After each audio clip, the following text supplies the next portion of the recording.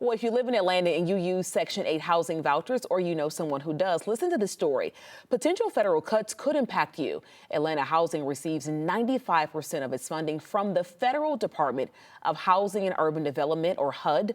And as Joe Ripley reports, the Housing Authority is now freezing rent hikes for those who need housing help the most.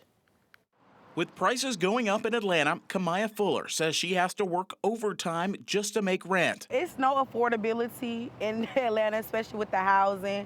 You're not going to find anything under $1,300, and that's just starting at a one-bedroom. She's visiting Atlanta Housing to try and get some rental assistance, but that soon could become harder to come by. With federal cuts potentially looming, Atlanta's Housing Authority decided to freeze rental rate hikes for any contract renewals after July 1st. But that money getting clawed back is going to it's going to cause them to have to make the hard choice of whether or not people receive housing. It's not a position they should be put into. Atlanta City Council member Liliana Bakhtiari says nonprofits and local governments must step up if federal policies shift and funding dries up. We're talking about forcing people to lose everything, putting them on the street, creating their poverty in their situation, and then punishing them for it.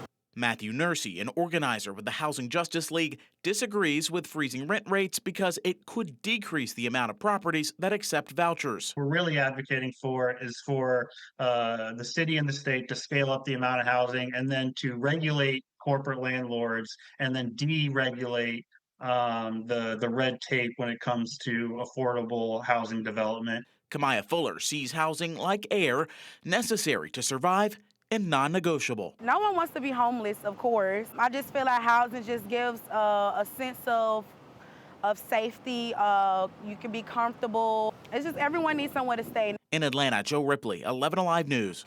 Atlanta's housing policy to freeze rent hikes is currently under review. Federal funding Atlanta Housing's budget or other policies could factor into the future rental rate.